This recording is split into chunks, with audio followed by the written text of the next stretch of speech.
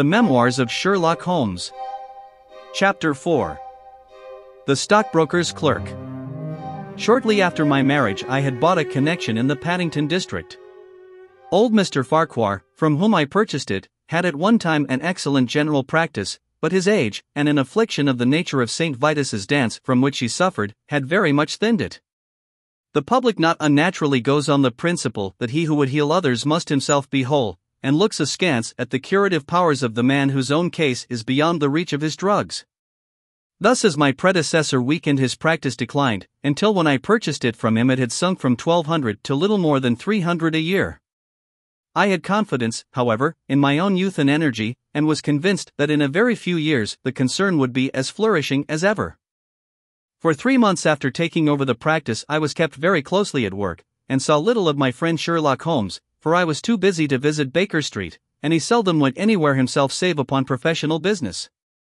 I was surprised, therefore, when, one morning in June, as I sat reading the British Medical Journal after breakfast, I heard a ring at the bell, followed by the high, somewhat strident tones of my old companion's voice. "Ah, my dear Watson," said he, striding into the room, "I am very delighted to see you. I trust that Mrs. Watson has entirely recovered from all the little excitements connected with our adventure of the Sign of 4. "Thank you, we are both very well," said I, shaking him warmly by the hand. "And I hope, also," he continued, sitting down in the rocking chair, "that the cares of medical practice have not entirely obliterated the interest which you used to take in our little deductive problems." "On the contrary," I answered, "it was only last night that I was looking over my old notes, and classifying some of our past results." "I trust that you don't consider your collection closed." "Not at all. I should wish nothing better than to have some more of such experiences." "Today, for example?" "Yes, today, if you like." "And as far off as Birmingham?" "Certainly, if you wish it." "And the practice?" "I do my neighbor's when he goes. He is always ready to work off the debt." "Ha! Nothing could be better," said Holmes, leaning back in his chair and looking keenly at me from under his half-closed lids. "I perceive that you have been unwell lately. Summer colds are always a little trying." "I was confined to the house by a severe chill for 3 days last week. I thought, however, that I had cast off every trace of it." "So you have. You look remarkably robust. How, then, did you know of it?" "My dear fellow, you know my methods." "You deduced it, then?" "Certainly." "And from what?" "From your slippers." I glanced down at the new patent leathers which I was wearing. "How on earth," I began, but Holmes answered my question before it was asked. "Your slippers are new," he said. "You could not have had them more than a few weeks. The soles which you are at this moment presenting to me are slightly scorched. For a moment I thought they might have got wet and been burned in the drying. But near the instep there is a small circular wafer of paper with the shopman's hieroglyphics upon it. Damp would of course have removed this.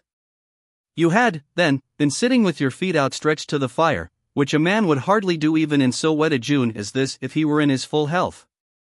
Like all Holmes's reasoning, the thing seemed simplicity itself when it was once explained. He read the thought upon my features, and his smile had a tinge of bitterness. "I am afraid that I rather give myself away when I explain," said he. "Results without causes are much more impressive. You are ready to come to Birmingham, then?" "Certainly." "What is the case?" "You shall hear it all in the train. My client is outside in a four-wheeler. Can you come at once?" "In an instant." I scribbled a note to my neighbor, rushed upstairs to explain the matter to my wife, and joined Holmes upon the doorstep. "Your neighbor is a doctor," said he, nodding at the brass plate. "Yes, he bought a practice as I did." "An old established one?" "Just the same as mine." "Both have been ever since the houses were built." "Ah. Then you got hold of the best of the two." "I think I did." "But how do you know?" "By the steps, my boy. Yours are worn 3 inches deeper than his. But this gentleman in the cab is my client, Mr. Hall Pycroft." "Allow me to introduce you to him." "Whip your horse up, cabby, for we have only just time to catch our train. The man whom I found myself facing was a well-built, fresh-complexioned young fellow, with a frank, honest face and a slight, crisp, yellow mustache. He wore a very shiny top hat and a neat suit of sober black, which made him look what he was, a smart young city man, of the class who have been labeled cockneys, but who give us our crack volunteer regiments, and who turn out more fine athletes and sportsmen than any body of men in these islands. His round, ruddy face was naturally full of cheeriness, but the corners of his mouth seemed to me to be pulled down in a half-comical distress.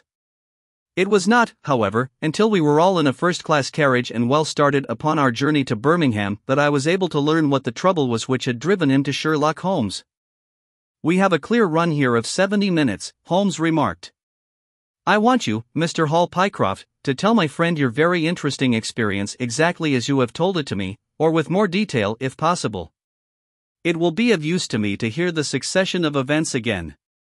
It is a case, Watson, which may prove to have something in it, or may prove to have nothing, but which, at least, presents those unusual and outre features which are as dear to you as they are to me. Now, Mr. Pycroft, I shall not interrupt you again." Our young companion looked at me with a twinkle in his eye. "The worst of the story is," said he, "that I show myself up as such a confounded fool. Of course it may work out all right, and I don't see that I could have done otherwise, but if I have lost my crib and get nothing in exchange I shall feel what a soft Johnny I have been. I'm not very good at telling a story, Dr. Watson, but it is like this with me. I used to have a billet at Coxon and Woodhouse, of Draper's Gardens, but they were let in early in the spring through the Venezuelan loan, as no doubt you remember, and came a nasty cropper. I had been with them 5 years, and old Coxon gave me a ripping good testimonial when the smash came, but of course we clerks were all turned adrift, the 27 of us. I tried here and tried there, but there were lots of other chaps on the same lay as myself, and it was a perfect frost for a long time. I had been taking £3 a week at Coxon's, and I had saved about 70 of them, but I soon worked my way through that and out at the other end. I was fairly at the end of my tether at last, and could hardly find the stamps to answer the advertisements or the envelopes to stick them to. I had worn out my boots paddling up office stairs, and I seemed just as far from getting a billet as ever. At last I saw a vacancy at Mawson and Williams, the great stockbroking firm in Lombard Street. I dare say EC is not much in your line, but I can tell you that this is about the richest house in London. The advertisement was to be answered by letter only. I sent in my testimonial and application, but without the least hope of getting it. Back came an answer by return, saying that if I would appear next Monday I might take over my new duties at once, provided that my appearance was satisfactory. No one knows how these things are worked. Some people say that the manager just plunges his hand into the heap and takes the first that comes. Anyhow, it was my innings that time, and I don't ever wish to feel better pleased. The screw was £1 a week rise, and the duties just about the same as at Coxon's. And now I come to the queer part of the business. I was in diggings out Hampstead Way, 17, Potter's Terrace. Well, I was sitting doing a smoke that very evening after I had been promised the appointment, when up came my landlady with a card which had Arthur Pinner, financial agent, printed upon it. I had never heard the name before and could not imagine what he wanted with me, but, of course, I asked her to show him up. In he walked, a middle-sized, dark-haired, dark-eyed, black-bearded man, with a touch of the sheeny about his nose. He had a brisk kind of way with him and spoke sharply, like a man who knew the value of time. "Mr. Hall Pycroft, I believe," said he. "Yes, sir," I answered, pushing a chair towards him. "Lately engaged at Coxon and Woodhouse's?" "Yes, sir." "And now on the staff of Mawson's?" "Quite so." "Well," said he, "the fact is that I have heard some really extraordinary stories about your financial ability. You remember Parker, who used to be Coxon's manager? He can never say enough about it." Of course I was pleased to hear this. I had always been pretty sharp in the office, but I had never dreamed that I was talked about in the city in this fashion. "You have a good memory," said he. "Pretty fair," I answered, modestly. "Have you kept in touch with the market while you have been out of work?" he asked. "Yes, I read the stock exchange list every morning." "Now that shows real application," he cried. "That is the way to prosper. You won't mind my testing you, will you? Let me see. How are Ayrshires?" 106 1/4 to 105 7/8. And New Zealand consolidated? 104. And British Broken Hills? 7 to 7 6. Wonderful, he cried, with his hands up. This quite fits in with all that I had heard. My boy, you are very much too good to be a clerk at Mawson's. This outburst rather astonished me, as you can think. Well, said I, other people don't think quite so much of me as you seem to do, Mr. Pinner. I had a hard enough fight to get this berth, and I am very glad to have it. Pooh, man, you should soar above it. You are not in your true sphere. Now, I'll tell you how it stands with me. What I have to offer is little enough when measured by your ability, but when compared with Mawson's, it's light to dark. Let me see. When do you go to Mawson's? On Monday. Ha, ha. I think I would risk a little sporting flutter that you don't go there at all. Not go to Mawson's? No, sir. By that day you will be the business manager of the Franco-Midland Hardware Company, Limited, with 134 branches in the towns and villages of France, not counting one in Brussels and one in San Remo. This took my breath away. I never heard of it, said I. Very likely not. It has been kept very quiet, for the capital was all privately subscribed, and it's too good a thing to let the public into. My brother, Harry Pinner, is promoter and joins the board after allotment as managing director. He knew I was in the swim down here, and asked me to pick up a good man cheap. A young, pushing man with plenty of snap about him. Parker spoke of you, and that brought me here tonight. We can only offer you a beggarly 500 to start with. 500 a year. I shouted. Only that at the beginning, but you are to have an overriding commission of 1% on all business done by your agents, and you may take my word for it that this will come to more than your salary. But I know nothing about hardware. Tut, my boy, you know about figures. My head buzzed, and I could hardly sit still in my chair. But suddenly a little chill of doubt came upon me. I must be frank with you, said I. Mawson only gives me 200, but Mawson is safe. Now, really, I know so little about your company that. Ah, smart, he cried, in a kind of ecstasy of delight. You are the very man for us. You are not to be talked over, and quite right, too. Now, here's a note for £100, and if you think that we can do business you may just slip it into your pocket as an advance upon your salary. That is very handsome, said I. When should I take over my new duties? Be in Birmingham tomorrow at 1, said he. I have a note in my pocket here which you will take to my brother. You will find him at 126B Corporation Street, where the temporary offices of the company are situated. Of course he must confirm your engagement, but between ourselves it will be all right. Really, I hardly know how to express my gratitude, Mr. Pinner, said I. Not at all, my boy. You have only got your deserts. There are one or two small things, mere formalities, which I must arrange with you. You have a bit of paper beside you there. Kindly write upon it, I am perfectly willing to act as business manager to the Franco-Midland Hardware Company, Limited, at a minimum salary of £500. I did as he asked, and he put the paper in his pocket. There is one other detail, said he. What do you intend to do about Mawson's? I had forgotten all about Mawson's in my joy.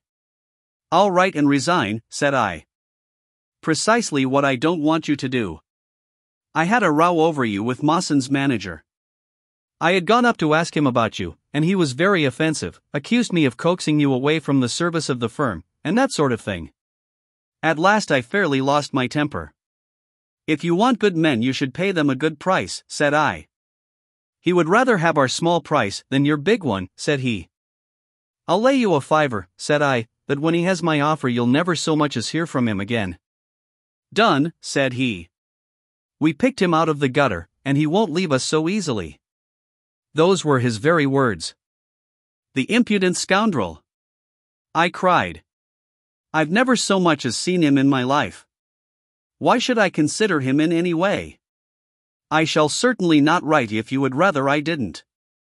Good. That's a promise, said he, rising from his chair. Well, I'm delighted to have got so good a man for my brother. Here's your advance of £100, and here is the letter. Make a note of the address, 126B Corporation Street, and remember that 1 o'clock tomorrow is your appointment. Good night, and may you have all the fortune that you deserve. That's just about all that passed between us, as near as I can remember. You can imagine, Dr. Watson, how pleased I was at such an extraordinary bit of good fortune. I sat up half the night hugging myself over it, and next day I was off to Birmingham in a train that would take me in plenty time for my appointment.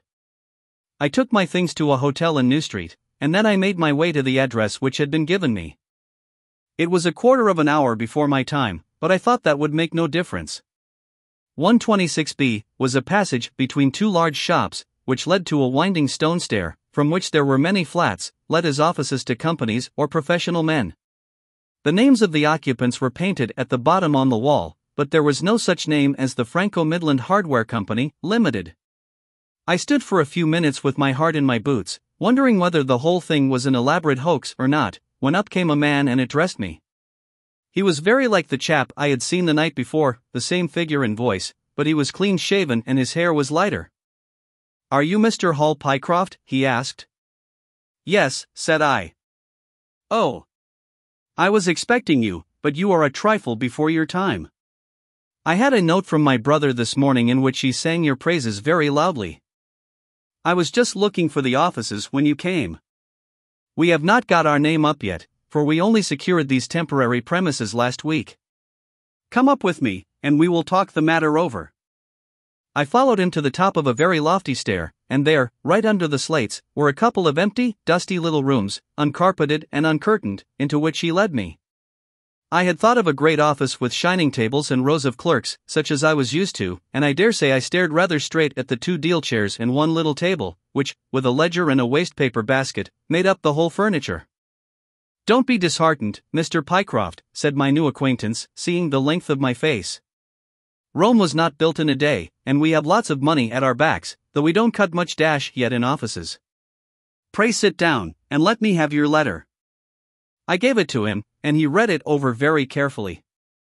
"You seem to have made a vast impression upon my brother Arthur," said he, "and I know that he is a pretty shrewd judge. He swears by London, you know, and I by Birmingham, but this time I shall follow his advice. Pray consider yourself definitely engaged." "What are my duties?" I asked. "You will eventually manage the great depot in Paris, which will pour a flood of English crockery into the shops of 134 agents in France. The purchase will be completed in a week, and meanwhile you will remain in Birmingham and make yourself useful." "How?" For answer, he took a big red book out of a drawer. "This is a directory of Paris," said he, "with the trades after the names of the people. I want you to take it home with you, and to mark off all the hardware sellers, with their addresses. It would be of the greatest use to me to have them." "Surely there are classified lists?" I suggested. "Not reliable ones. Their system is different from ours. Stick at it, and let me have the lists by Monday, at 12. Good day, Mr. Pycroft. If you continue to show zeal and intelligence, you will find the company a good master." I went back to the hotel with the big book under my arm, and with very conflicting feelings in my breast. On the one hand, I was definitely engaged and had £100 in my pocket. On the other, the look of the offices, the absence of name on the wall, and other of the points which would strike a businessman had left a bad impression as to the position of my employers. However, come what might, I had my money, so I settled down to my task. All Sunday I was kept hard at work, and yet by Monday I had only got as far as H. I went round to my employer, found him in the same dismantled kind of room, and was told to keep at it until Wednesday, and then come again. On Wednesday it was still unfinished, so I hammered away until Friday, that is, yesterday. Then I brought it round to Mr. Harry Pinner. "Thank you very much," said he. "I fear that I underrated the difficulty of the task. This list will be of very material assistance to me." "It took some time," said I. "And now," said he, "I want you to make a list of the furniture shops, for they all sell crockery." "Very good. And you can come up tomorrow evening, at 7, and let me know how you are getting on. Don't overwork yourself." A couple of hours at Day's music hall in the evening would do you no harm after your labors. He laughed as he spoke, and I saw with a thrill that his second tooth upon the left-hand side had been very badly stuffed with gold. Sherlock Holmes rubbed his hands with delight, and I stared with astonishment at our client. "You may well look surprised, Dr. Watson, but it is this way," said he, "when I was speaking to the other chap in London, at the time that he laughed at my not going to Mawson's, I happened to notice that his tooth was stuffed in this very identical fashion. The glint of the gold in each case caught my eye, you see. When I put that with the voice and figure being the same, and only those things altered which might be changed by a razor or a wig, I could not doubt that it was the same man. Of course you expect two brothers to be alike, but not that they should have the same tooth stuffed in the same way." He bowed me out, and I found myself in the street, hardly knowing whether I was on my head or my heels. Back I went to my hotel, put my head in a basin of cold water, and tried to think it out. Why had he sent me from London to Birmingham? Why had he got there before me? And why had he written a letter from himself to himself? It was altogether too much for me, and I could make no sense of it. And then suddenly it struck me that what was dark to me might be very light to Mr. Sherlock Holmes. I had just time to get up to town by the night train to see him this morning, and to bring you both back with me to Birmingham. There was a pause after the stockbroker's clerk had concluded his surprising experience. Then Sherlock Holmes cocked his eye at me, leaning back on the cushions with a pleased and yet critical face, like a connoisseur who has just taken his first sip of a Comet vintage. "Rather fine, Watson, is it not?" said he. "There are points in it which please me. I think that you will agree with me that an interview with Mr. Arthur Harry Pinner in the temporary offices of the Franco-Midland Hardware Company, Limited, would be a rather interesting experience for both of us." "But how can we do it?" I asked. "Oh, easily enough," said Hall Pycroft, cheerily. "You are two friends of mine who are in want of a billet, and what could be more natural than that I should bring you both round to the managing director?" "Quite so, of course," said Holmes. "I should like to have a look at the gentleman, and see if I can make anything of his little game. What qualities have you, my friend, which would make your services so valuable? Or is it possible that—" He began biting his nails and staring blankly out of the window, and we hardly drew another word from him until we were in New Street. At 7 o'clock that evening we were walking, the three of us, down Corporation Street to the company's offices. "It is no use our being at all before our time," said our client. "He only comes there to see me, apparently, for the place is deserted up to the very hour he names." "That is suggestive," remarked Holmes. "By Jove, I told you so," cried the clerk. "That's he walking ahead of us there." He pointed to a smallish, dark, well-dressed man who was bustling along the other side of the road. As we watched him he looked across at a boy who was bawling out the latest edition of the evening paper, and running over among the cabs and buses, he bought one from him. Then, clutching it in his hand, he vanished through a doorway. "There he goes," cried Hall Pycroft. "These are the company's offices into which he has gone. Come with me, and I'll fix it up as easily as possible." Following his lead, we ascended 5 stories, until we found ourselves outside a half-open door, at which our client tapped. A voice within bade us enter, and we entered a bare, unfurnished room such as Hall Pycroft had described. At the single table sat the man whom we had seen in the street, with his evening paper spread out in front of him, and as he looked up at us it seemed to me that I had never looked upon a face which bore such marks of grief, and of something beyond grief, of a horror such as comes to few men in a lifetime. His brow glistened with perspiration, his cheeks were of the dull, dead white of a fish's belly, and his eyes were wild and staring. He looked at his clerk as though he failed to recognize him, and I could see by the astonishment depicted upon our conductor's face that this was by no means the usual appearance of his employer. "You look ill, Mr. Pinner," he exclaimed. "Yes, I am not very well," answered the other, making obvious efforts to pull himself together, and licking his dry lips before he spoke. "Who are these gentlemen whom you have brought with you?" "One is Mr. Harris, of Bermondsey, and the other is Mr. Price, of this town," said our clerk, glibly. "They are friends of mine and gentlemen of experience, but they have been out of a place for some little time, and they hope that perhaps you might find an opening for them in the company's employment." "Very possibly." "Very possibly," cried Mr. Pinner with a ghastly smile. "Yes, I have no doubt that we shall be able to do something for you. What is your particular line, Mr. Harris? I am an accountant, said Holmes. Ah yes, we shall want something of the sort. And you, Mr. Price? A clerk, said I. I have every hope that the company may accommodate you. I will let you know about it as soon as we come to any conclusion. And now I beg that you will go. For God's sake, leave me to myself. These last words were shot out of him, as though the constraint which he was evidently setting upon himself had suddenly and utterly burst asunder. Holmes and I glanced at each other, and Hall Pycroft took a step towards the table. You forget, Mr. Pinner, that I am here by appointment to receive some directions from you, said he. Certainly, Mr. Pycroft, certainly, the other resumed in a calmer tone. You may wait here a moment, and there is no reason why your friends should not wait with you. I will be entirely at your service in 3 minutes, if I might trespass upon your patience so far. He rose with a very courteous air, and, bowing to us, he passed out through a door at the farther end of the room, which he closed behind him. What now? Whispered Holmes. Is he giving us the slip? Impossible, answered Pycroft. Why so? That door leads into an inner room. There is no exit? None. Is it furnished? It was empty yesterday. Then what on earth can he be doing? There is something which I don't understand in this manner. If ever a man was 3 parts mad with terror, that man's name is Pinner. What can have put the shivers on him? He suspects that we are detectives, I suggested. That's it, cried Pycroft. Holmes shook his head. He did not turn pale. He was pale when we entered the room, said he. It is just possible that. His words were interrupted by a sharp rat-tat from the direction of the inner door. What the deuce is he knocking at his own door for? Cried the clerk. Again and much louder came the rat-tat-tat.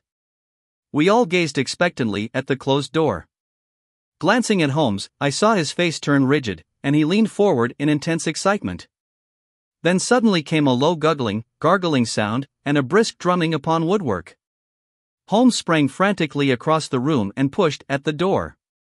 It was fastened on the inner side. Following his example, we threw ourselves upon it with all our weight. One hinge snapped, then the other, and down came the door with a crash. Rushing over it, we found ourselves in the inner room. It was empty. But it was only for a moment that we were at fault. At one corner, the corner nearest the room which we had left, there was a second door. Holmes sprang to it and pulled it open. A coat and waistcoat were lying on the floor, and from a hook behind the door, with his own braces round his neck, was hanging the managing director of the Franco-Midland Hardware Company. His knees were drawn up, his head hung at a dreadful angle to his body, and the clatter of his heels against the door made the noise which had broken in upon our conversation. In an instant I had caught him round the waist, and held him up while Holmes and Pycroft untied the elastic bands which had disappeared between the livid creases of skin. Then we carried him into the other room, where he lay with a clay-colored face, puffing his purple lips in and out with every breath, a dreadful wreck of all that he had been but 5 minutes before. What do you think of him, Watson? Asked Holmes. I stooped over him and examined him. His pulse was feeble and intermittent, but his breathing grew longer, and there was a little shivering of his eyelids, which showed a thin white slit of ball beneath. It has been touch and go with him, said I, but he'll live now. Just open that window, and hand me the water carafe. I undid his collar, poured the cold water over his face, and raised and sank his arms until he drew a long, natural breath. It's only a question of time now, said I, as I turned away from him. Holmes stood by the table, with his hands deep in his trousers pockets and his chin upon his breast. I suppose we ought to call the police in now, said he. And yet I confess that I'd like to give them a complete case when they come. It's a blessed mystery to me, cried Pycroft, scratching his head. Whatever they wanted to bring me all the way up here for, and then. Pooh! All that is clear enough, said Holmes impatiently. It is this last sudden move. You understand the rest, then? I think that it is fairly obvious. What do you say, Watson? I shrugged my shoulders. I must confess that I am out of my depths, said I. Oh, surely if you consider the events at first, they can only point to one conclusion. What do you make of them? Well, the whole thing hinges upon 2 points. The first is the making of Pycroft write a declaration by which he entered the service of this preposterous company. Do you not see how very suggestive that is? I am afraid I miss the point. Well, why did they want him to do it? Not as a business matter, for these arrangements are usually verbal, and there was no earthly business reason why this should be an exception. Don't you see, my young friend, that they were very anxious to obtain a specimen of your handwriting, and had no other way of doing it? And why? Quite so.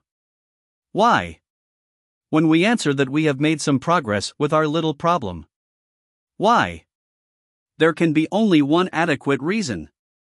Someone wanted to learn to imitate your writing, and had to procure a specimen of it first. And now if we pass on to the second point, we find that each throws light upon the other. That point is the request made by Pinner that you should not resign your place, but should leave the manager of this important business in the full expectation that a Mr. Hall Pycroft, whom he had never seen, was about to enter the office upon the Monday morning. My God, cried our client, what a blind beetle I have been. Now you see the point about the handwriting. Suppose that someone turned up in your place who wrote a completely different hand from that in which you had applied for the vacancy, of course the game would have been up. But in the interval, the rogue had learned to imitate you, and his position was therefore secure, as I presume that nobody in the office had ever set eyes upon you. Not a soul, groaned Hall Pycroft. Very good. Of course it was of the utmost importance to prevent you from thinking better of it, and also to keep you from coming into contact with anyone who might tell you that your double was at work in Mawson's office. Therefore, they gave you a handsome advance on your salary, and ran you off to the Midlands, where they gave you enough work to do to prevent your going to London, where you might have burst their little game up. That is all plain enough. But why should this man pretend to be his own brother? Well, that is pretty clear also. There are evidently only 2 of them in it. The other is impersonating you at the office. This one acted as your engager, and then found that he could not find you an employer without admitting a third person into his plot. That he was most unwilling to do. He changed his appearance as far as he could, and trusted that the likeness, which you could not fail to observe, would be put down to a family resemblance. But for the happy chance of the gold stuffing, your suspicions would probably never have been aroused. Hall Pycroft shook his clenched hands in the air. Good Lord, he cried, while I have been fooled in this way, what has this other Hall Pycroft been doing at Mawson's? What should we do, Mr. Holmes? Tell me what to do. We must wire to Mawson's. They shut at 12 on Saturdays. Never mind. There may be some doorkeeper or attendant. Ah yes, they keep a permanent guard there on account of the value of the securities that they hold. I remember hearing it talked of in the city. Very good, we shall wire to him, and see if all is well, and if a clerk of your name is working there. That is clear enough, but what is not so clear is why at sight of us one of the rogues should instantly walk out of the room and hang himself. The paper, croaked a voice behind us.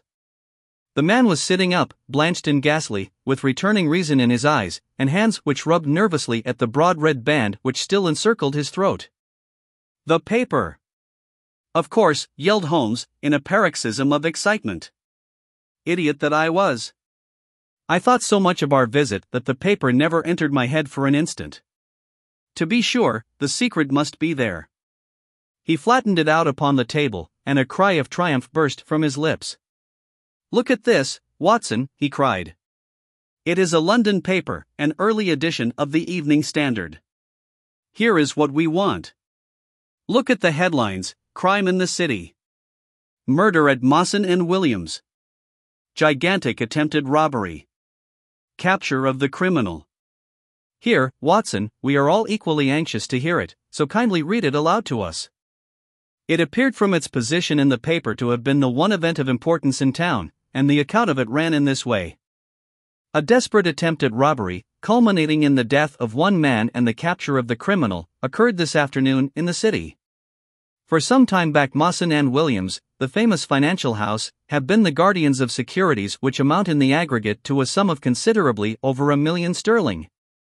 So conscious was the manager of the responsibility which devolved upon him in consequence of the great interests at stake that safes of the very latest construction have been employed, and an armed watchman has been left day and night in the building. It appears that last week a new clerk named Hall Pycroft was engaged by the firm. This person appears to have been none other than Beddington, the famous forger and cracksman, who, with his brother, had only recently emerged from a 5-year spell of penal servitude. By some means, which are not yet clear, he succeeded in winning, under a false name, this official position in the office, which he utilized in order to obtain molding of various locks, and a thorough knowledge of the position of the strong room and the safes. It is customary at Mawson's for the clerks to leave at midday on Saturday. Sergeant Tuzin, of the city police, was somewhat surprised, therefore, to see a gentleman with a carpet bag come down the steps at 20 minutes past 1. His suspicions being aroused, the sergeant followed the man, and with the aid of Constable Pollock succeeded, after a most desperate resistance, in arresting him. It was at once clear that a daring and gigantic robbery had been committed. Nearly £100,000 worth of American railway bonds, with a large amount of scrip in other mines and companies, was discovered in the bag. On examining the premises, the body of the unfortunate watchman was found doubled up and thrust into the largest of the safes, where it would not have been discovered until Monday morning had it not been for the prompt action of Sergeant Tuzin. The man's skull had been shattered by a blow from a poker delivered from behind. There could be no doubt that Beddington had obtained entrance by pretending that he had left something behind him, and having murdered the watchman, rapidly rifled the large safe, and then made off with his booty. His brother, who usually works with him, has not appeared in this job as far as can at present be ascertained, although the police are making energetic inquiries as to his whereabouts. "Well, we may save the police some little trouble in that direction," said Holmes, glancing at the haggard figure huddled up by the window. "Human nature is a strange mixture, Watson. You see that even a villain and murderer can inspire such affection that his brother turns to suicide when he learns that his neck is forfeited. However, we have no choice as to our action. The doctor and I will remain on guard, Mr. Pycroft, if you will have the kindness to step out for the police."